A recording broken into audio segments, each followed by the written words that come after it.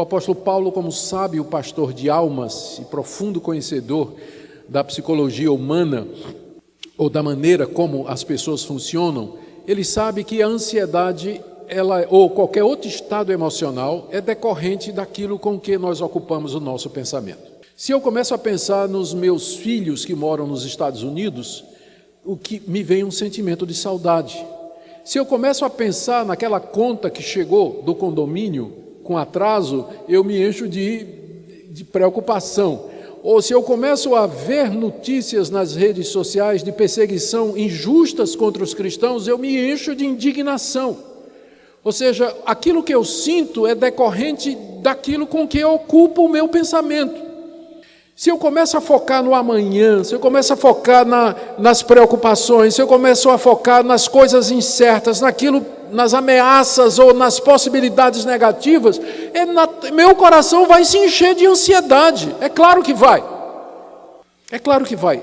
E aqui não se trata de pensamento positivo, longe da ideia do pensamento positivo. Pensar em coisas boas para você se sentir bem. Não, mas essa é uma lei da nossa natureza humana. Deus nos criou assim. Os sentimentos acompanham aquilo que ocupa a nossa mente e o nosso coração. Por isso que o apóstolo Paulo diz aqui, irmãos, ocupe o seu pensamento com o que é verdadeiro, nada de fake news, tudo que é respeitável, tudo que é justo, tudo que é puro, tudo que é amável, tudo que é de boa fama, se alguma virtude há e se algum louvor existe, seja isso que ocupe o vosso pensamento. Agora, se você passa o dia todo nas redes sociais, Twitter, Instagram, Facebook, no YouTube, escutando todo tipo de previsão, profecia apocalíptica, aterrorizante, terrorista sobre o fim do mundo, que vai acontecer ou tudo mais, não é que a gente negue a realidade, por exemplo, da crise que a gente está passando, dos números que estão aí, nós não estamos negando isso, mas a realidade não é só isso. A realidade você vai encontrar, ou o complemento dela, ou o final dela, ou a interpretação da realidade, você vai encontrar na Escritura. Tem um Deus que está por cima disso, tem um Deus que disse sim, vai ter peste, vai ter praga, vai ter guerra. Tem um Deus que disse que isso tudo ia acontecer. E um Deus que disse é necessário que isso aconteça para quebrar o orgulho do homem, para mostrar que o homem não resolve os seus problemas, que a ilusão de um mundo debaixo da liderança humana, cheio de paz e prosperidade, é mesmo uma ilusão, é uma utopia, e que somente na vinda de Jesus Cristo nós teremos um novo céu e uma nova terra onde habita a justiça. Então, se você só vê esse lado aí, não estou dizendo que não é verdadeiro, eu estou dizendo que é incompleto, estou dizendo que a realidade é mais complexa e rica do que isso aí que você encontra no noticiário, nas redes sociais, que você passa o dia inteiro lendo essas coisas. E sua Bíblia, leu quando a última vez? Leu quando a última vez a sua Bíblia? Compara o tempo que tu passa no Twitter com tua Bíblia. E aí depois você vem dizer, por que eu vivo ansioso? Né? Dá meu Rivotril aí, por que eu estou ansioso? Falta de ar. Respira, respira, vamos, 1, 2, 3. Por quê? Por quê? A resposta está aqui. Com que se ocupa seu pensamento? Com que você se foca? Em que você se concentra durante o dia? Você não tira tempo para conversar com Deus, você não tira tempo para levar diante dele as suas ansiedades e preocupações, e você não lê a palavra dele, não escuta bons sermões. Tem muita coisa boa na internet, de homens de Deus no exterior, aqui no Brasil, que vocês podem escutar, que vão dar a visão completa da realidade. Seja isso que ocupe o seu pensamento. Agora, se ocupa o seu pensamento com essas coisas, com raiva, alimentando a mágoa no coração contra determinadas pessoas, a falta de perdão, a impureza sexual, ocupando a sua mente. Depois você pergunta, fica admirado, por que você está ansioso, por que você está angustiado? A resposta está essa, está aqui. Então, queridos, primeira coisa, não andeis ansiosos, é a ordem. Como fazer isso? Primeiro, orando corretamente. Segundo, pensando corretamente. Ocupando sua mente com a palavra de Deus, as coisas de Deus, não quer dizer que você vai ser um alienado. Vocês entenderam, eu não estou dizendo isso. Você pode ler essas coisas, você pode se informar, deve se informar, mas lembrando que não são os canais de notícia que definem a realidade. Você precisa do quadro maior para você interpretar essas notícias e não viver apavorado com elas. Saber que há um Deus que tem no controle de tudo. Mas tem uma terceira coisa. Paulo esteve em Filipos, como eu disse, cerca de 10 anos antes de escrever essa carta. E passou um tempo com eles, a gente não sabe quanto tempo. Não muito tempo. Mas tempo suficiente para que os filipenses vissem que tipo de crente, que tipo de homem era o apóstolo Paulo. Ele foi preso injustamente, espancado injustamente, foi levado ao cárcere. O texto de Atos 16 diz que quando ele estava preso lá com Silas, na prisão, ele cantava louvores a Deus, com os pés amarrados no tronco. Você sabe por que eles amarravam o pé no tronco? Os pés colocados, descalços, preso, espunha, a palma do pé, para quê? Chicote né? É muito sensível, né? A sola do pé. Agora imagina, você está no tronco, né? E o pé está exposto. Era uma das formas de tortura do Império Romano.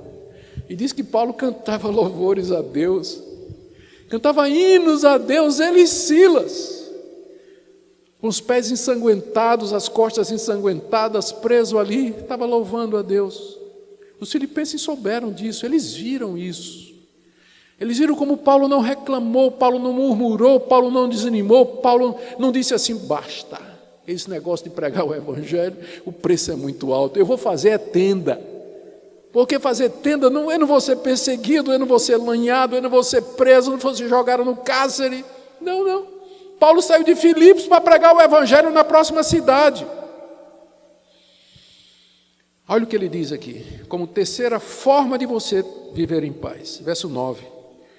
O que também aprendestes, quando eu estava aí pregando o evangelho, e recebestes, porque vocês creram em mim, ouvistes e vistes em mim, isso praticai.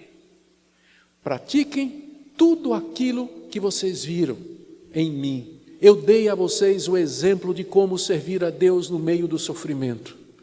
Sem desanimar, sem reclamar, sem desistir, sem atribuir a Deus falta nenhuma.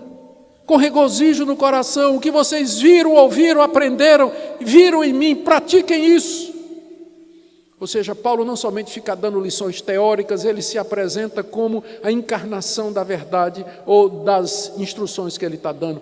O que vocês viram em mim? Se vocês estão tendo dificuldade de entender, então eu vou desenhar. Lembra como eu tive aí entre vocês?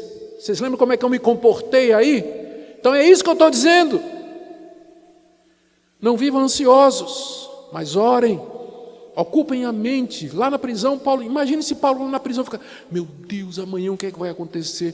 Puxa, eles vão me executar. Nada. Paulo estava ocupado com as coisas de Deus, cantando, enchendo a mente dos louvores de gratidão a Deus. O que vocês viram em mim, isso pratiquem. E olha, a segunda promessa, são duas promessas que nós temos aqui. A primeira está no verso 7, a paz de Deus vai guardar o seu coração. E a segunda está no final do verso 9. O Deus da paz será convosco.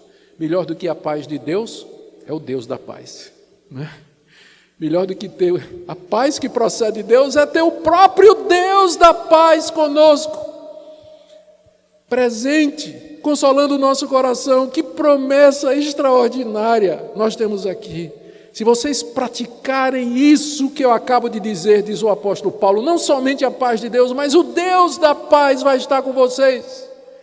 No meio da dor, no meio do sofrimento, no meio do desemprego, no meio da perspectiva de quebradeira financeira, de crise política, de revolução, de pandemia, de morte, de contaminação, o Deus da paz vai estar com você e no meio de tudo isso você vai ter tranquilidade. Veja que em momento nenhum Paulo está prometendo que Deus vai resolver o seu problema. Pode ser que ele resolva. Uma vez que o Deus da paz está conosco, e Ele é quem Ele é, Ele pode abrir portas, Ele pode abrir oportunidades, pode apontar caminhos que resolvam o nosso problema, como Ele sempre fez no passado, daí a ação de graças.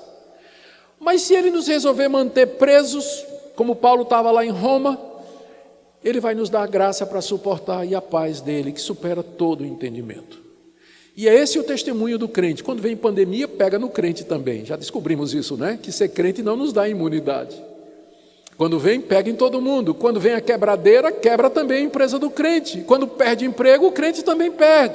Nós não temos imunidade. Nunca Deus prometeu que nos daria imunidade dos males que são decorrentes da corrupção original do homem. Não. Mas Ele prometeu alguma coisa que o ímpio não tem. Paz. Paz, descanso, alegria, regozijo, confiança, que é mais precioso do que qualquer outra coisa que porventura nós possamos ter. E é isso que Deus deseja que você tenha. É assim que Deus deseja que você enfrente a crise, as dificuldades. Não ansioso, já disse por que não. Mas através da oração, através do pensamento na coisa certa e da prática, viver como cristão deve viver, o Deus da paz vai ser com você. E não existe nada mais precioso do que isso. Amém?